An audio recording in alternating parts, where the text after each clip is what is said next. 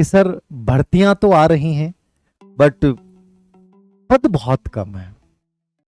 ये पद जो कम है इसका कारण क्या है, या पद बढ़ेंगे कि कितनी बड़ी भर्ती आएगी, क्या होगा, बहुत आगे की बातें हैं।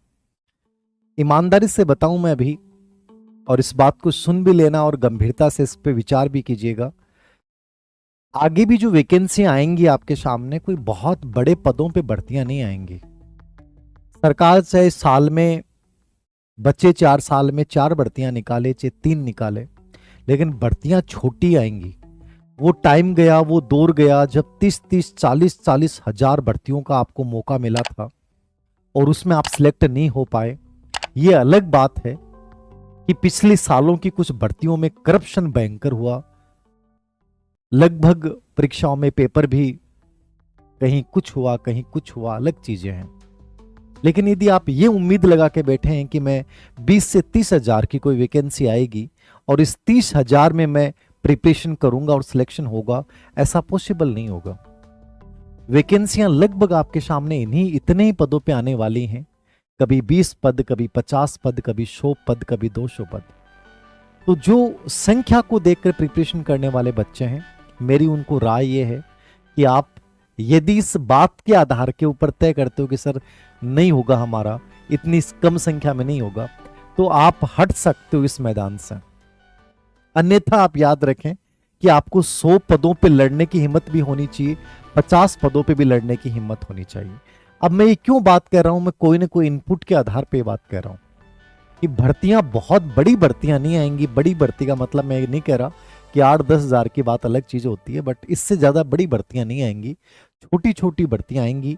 आपको उनमें ही सिलेक्शन लेना है। यदि आप टीचर बनने का सपना देख रहे हैं तो फिर आपके दिमाग में ये चीज होनी चाहिए कि मैं इसको बहुत बढ़िया तरीके से करूं। मैं एक नियम बताता हूं आप लोगों को, एक नियम है गिलबर्ट का नियम। साइकोलॉजी में एक नियम है गिलबर्ट का नियम, और ये जो गिलबर्ट का नियम ये कहता है कि कोई चीज को यदि आप चुन लेते हो और चुन लेने के बाद उसके वांछित परिणाम पाने के लिए सर्वोत्तम तरीके ढूंढने की जिम्मेदारी भी तुम्हारी होती है। मान लो कि मैंने तय कर लिया कि सर मुझे ग्रेड फर्स्ट में सिलेक्शन लेना है, ग्रेड सेकंड में सिलेक्शन लेना है, या रिट में सिलेक्शन लेना है, या आरएस में लेना है, यूआरओ में लेना है।